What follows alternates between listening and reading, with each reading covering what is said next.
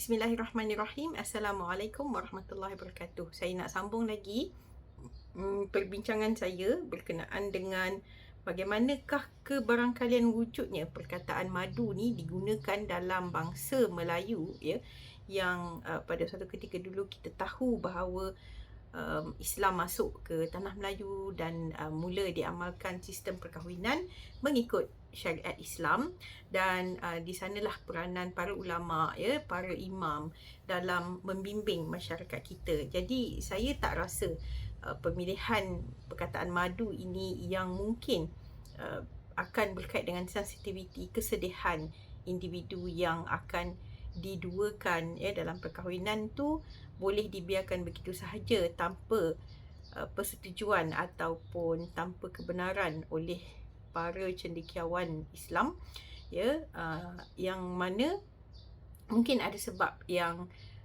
tersirat, ya, di balik pemilihannya itu. Jadi pada video yang lepas saya telah turut, ya, menyatakan jika para moyang kita ini, ya, sangat terkesan dengan didikan Islam, maka sudah tentulah mereka sangat mempunyai hubungan yang kuat dengan Al-Quran, dengan hadis, kan. Jadi bila kita balik kepada Al-Quran, perkataan madu, ya, hanya disebut pada dua tempat sahaja, dengan satunya disebutkan dengan jelas perkataan madu dan satu lagi tidak disebutkan dengan jelas. Dan ia berada di surah An-Nahl yang lebih menggambarkan bahawa madu itu datang daripada penghasilan, ya, satu bentuk kerja, ya, satu aktiviti oleh satu serangga kecil, iaitu yang dinamakan sebagai lebah, dan daripada lebah inilah kita dapat madu dan dia disebut sebagai syifa. Dan kita tahu dia tu madu juga kerana dia turut berkait dengan hadis asy-syifa'u fi thalath, kan, iaitu syurbatul asal, yang bermaksud meminum madu adalah syifa, daripada 3 jenis syifa lah. Okey. Jadi saya patah balik pada Al-Quran dan saya buka surah An-Nahl ini. Saya nak tengok adakah surah ini mempunyai ayat-ayat yang begitu kuat sehingga membolehkan moyang kita tetap memilih, ya, surah ini ataupun konteks madu itu kerana mempunyai hubung kait dengan surah ini. Kerana kita telah tahu bahawa hanya 2 ayat sahaja juga di dalam surah An-Nahl ini yang bercakap pasal lebah dari 128 ayat. Jadi yang lain-lain tu tak cakap pasal lebah pun. Jadi mana dia punya kaitan? Jadi saya pun cuba baca satu demi satu ayatnya, dan rupanya subhanallah, kalau kita patah balik kepada bermadu ini, iaitu berkaitan dengan rumah tangga, kasih sayang, pengkhianatan, kesabaran dan sebagainya, kalau yang kita nampak jelas ayat dia disertakan dengan tema itu, setakat pengiraan saya mempunyai 112 ayat dari 128 ayat, ya, yang mana tema besarnya adalah berkait dengan pasangan, nikmat rumah tangga, pengurusan emosi, sakinah, cemburu, khianat, syukur, ego, rumah, zuriat dan kepercayaan serta amanah. Ya, maksudnya kalau 112 ayat daripada 128 ayat ni, kalau peratusnya adalah 87.5%. Maknanya kalau surah An-Nahl ini ni hampir keseluruhan bercakap tentang itu. Jadi ada munasabah lah juga kalau kita nak ambil pendekatan bermadu itu, nak memahami konsep bermadu itu dari surah lebah ni.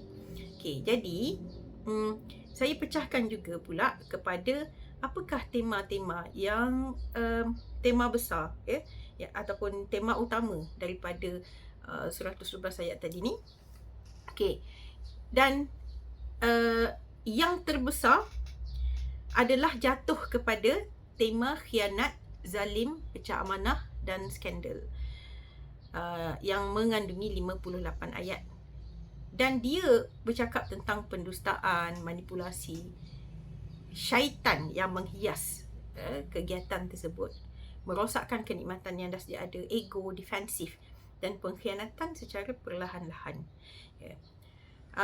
Seterusnya datang selepas itu, ya, 21.1% nilai dia, iaitu berkaitan dengan sabar, tawakal.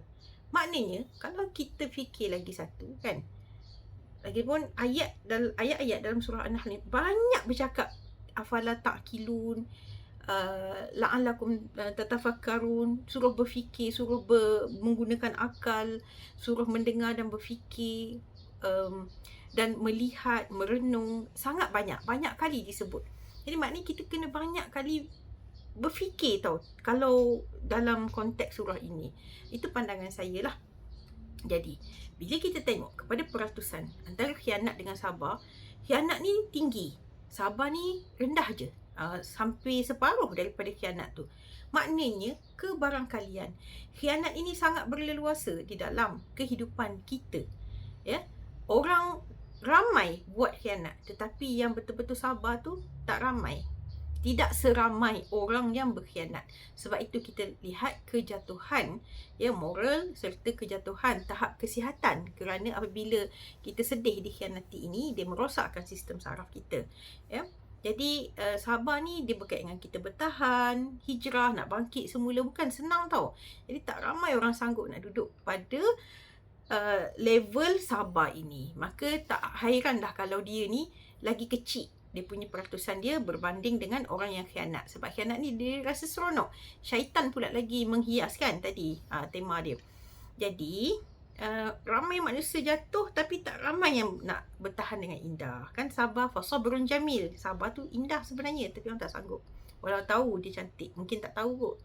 Okey, jadi seterusnya, setelah khianat dan sabar, datang pula tentang patuh wahyu, iaitu digambarkan dengan jalan lebah, ya, yang merangkumi 19.5% sebanyak 25 ayat, yang mana lebah ni mengikut wahyu, memilih sumber yang baik, dia pergi makan pergi ambil nektar kan, hidup dia tersusun, penuh disiplin, memberi manfaat, dan komuniti dalam sarang lebah tu juga sihat kerana mereka mengamalkan disiplin yang tinggi. Mana-mana lebah yang mabuk tidak dibenarkan masuk. Diorang juga tidak berak dalam sarang. Jadi komuniti dia bersih. Okay, dan menghasilkan syifa. Okay, jadi orang-orang yang mematuhi wahyu ini, dia berdapat buat macam tu kerana Allah kata dia mewahyukan, memberikan ilham. Jadi lebah tu mengikut. Jadi bila kita ikut, maknanya kita akan dapat menghasilkan sesuatu yang baik kepada diri kita sendiri dan kepada orang lain. Sebab madu tu turut menjadi makanan kepada anak-anak lebah. Diorang pun makan benda yang baik. Seterusnya adalah berkaitan dengan adil, ihsan, amanah, sebanyak 24 ayat, yang merangkumi 18.75%, berkaitan dengan menjaga hati, komunikasi dengan berhikmah, amanah tentang emosi, ya. Allah suruh kita berlaku adil dan ihsan. Yang seterusnya adalah tentang rumah tangga yang diredai Allah, sebanyak 21 ayat, 16.4%. Dia berkait dengan kita punya keindahan, ya, kehangatan dalam rumah tangga. Rumah kita sebagai sakinah, ya, pasangan, perlindungan, ihsan, syukur semua. Jadi rumah yang benar-benar tenang, selamat, adil, penuh ihsan ni rupanya rare. Sebab tu kita dengar, kalau bila komen daripada video saya, dia cakap, doktor, memang ramai yang sekarang ni yang memang gitulah dia punya masalah rumah tangga. Sangat banyak kan. Okay, lepas tu maknanya kita boleh anggap kalau adalah rumah tangga yang begini, yang betul-betul tenang, selamat, adil ni, dia ibarat macam berlian tau. Susah nak diperolehi, atau madu yang sangat bersih.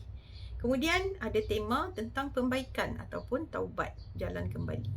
Itu kita kembali memperbaiki diri, lepas rosak kembali pada Allah, ya, tahu salah. Kita cakap anak Adam ni buat dosa, tapi sebaik-baik yang buat dosa tu yang bertaubat, kan? Pun ada disebutkan di situ. Memperingatkan supaya kau dah buat khianat, dah buat jahat, dah buat ni yang Allah tak suka ni, tapi masih ada jalan, baliklah, bertaubatlah. Itu kan. Kemudian tenunan, kerosakan perlahan. Tenunan ni maksudnya adalah satu ikatan, ya, di antara kepercayaan isteri dengan suami, suami dengan isteri, ya, dan mostly ini saya tujukan kepada wanita, Ya, dia menyebabkan luka yang sukar dipulihkan dan kita merosakkan tenunan kita tu sendiri. Jadi jangan kita jadi wanita yang rosakkan tenunan. Ibarat tudung ni kan, kain dia ditenun. Kita pun rosakkan macam cucuk-cucuk ke, tarik ke benang dia, tenunan dia. Kita rosakkan diri kita. Dan kepada yang si skandal, orang ketiga, jangan rosakkan tenunan orang lain. Okey, itu kepada wanita. Dan seterusnya tentang sakinah, ya, rumah, tentang keselamatan jiwa, tentang rasa aman, perlindungan, hanya ada 7 ayat 5.5%. Oh, yang tadi tenunan tu 9 ayat 7%, ya, 5.5, dia makin kecil.